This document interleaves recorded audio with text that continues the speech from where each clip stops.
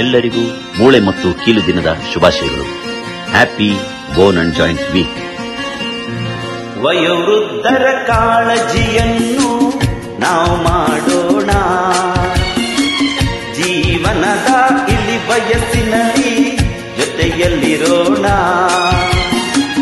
ಮೂಳೆಗಳ ಆರೋಗ್ಯಕ್ಕೆ ಕೈ ಜೋಡಿಸೋಣ. ಬೀಳದೆ ನಡೆದಾಡೋ ವ್ಯವಸ್ಥೆ ಮಾಡೋಣ. ವಯೋವೃದ್ಧರ ಕಾಳಜಿಯನ್ನು ನಾವು ಮಾಡೋಣ. ಜೀವನದ ಇಳಿ ವಯಸ್ಸಿನಲ್ಲಿ ಜೊತೆಯಲ್ಲಿರೋಣ. Indian orthopaedic association, Karnataka orthopaedic association ಮತ್ತು ಬ್ಯಾಂಗ್ಳೂರು ಆರ್ಥೋಪೆಡಿಕ್ ಸೊಸೈಟಿಯ ಸಹಯೋಗದೊಂದಿಗೆ ಈ ಮೂಳೆ ಮತ್ತು ಕೀಲು ದಿನವನ್ನು ಆಚರಿಸಲಾಗುತ್ತಿದೆ. ಇದರಲ್ಲಿ ನಮ್ಮ ಹಿರಿಯರು ಬೀಳದ ಹಾಗೆ 6 ಸೂತ್ರಗಳನ್ನ ಹೇಗೆ ಪಾಲಿಸಬೇಕು ಅಂತ ಹೇಳಿದ್ದಾರೆ. ನಿತ್ಯವೂ ವ್ಯಾಯಾಮವನ್ನು ಮಾಡಿರಿ ನೀವು, ದೇಹವು ಚೆನ್ನಾಗಿರಲು.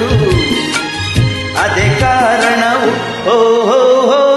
ಸ್ನೇಹಿತರೊಂದಿಗೆ ಬಂಧುಗಳೊಂದಿಗೆ ಸಮಯವ ಮಾಡಿಕೊಂಡು ಚರ್ಚೆ ಮಾಡಿರಿ.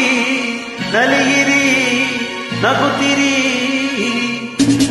ವಯೋವೃದ್ಧರ ಕಾಳಜಿಯನ್ನು ನಾವು ಮಾಡೋಣ.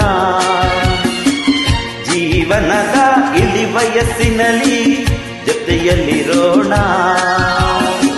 ಕಣ್ಣಿನ ಸಮಸ್ಯೆಗಳನ್ನು ಪರೀಕ್ಷಿಸಿಕೊಳ್ಳಿ.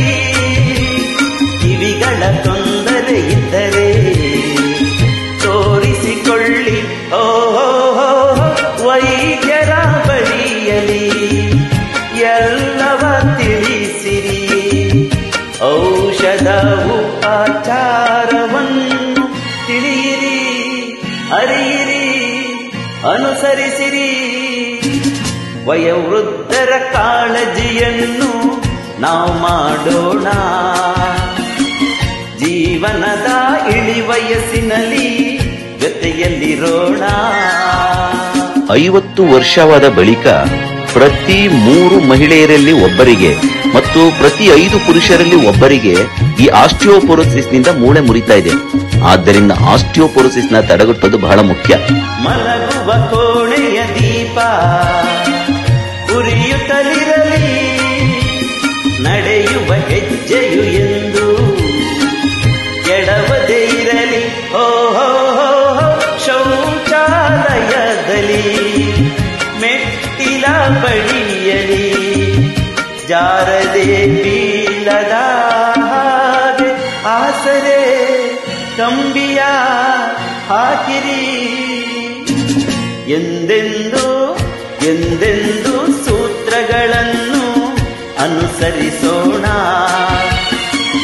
ಇನ್ನೆಂದು ಇನ್ನೆಂದು ಹಿರಿಯರ ಜೊತೆಗೆ ನಾವು ಇರೋಣ. ಮೂಳೆಗಳ ಆರೋಗ್ಯಕ್ಕೆ ಕೈ ಜೋಡಿಸೋಣ.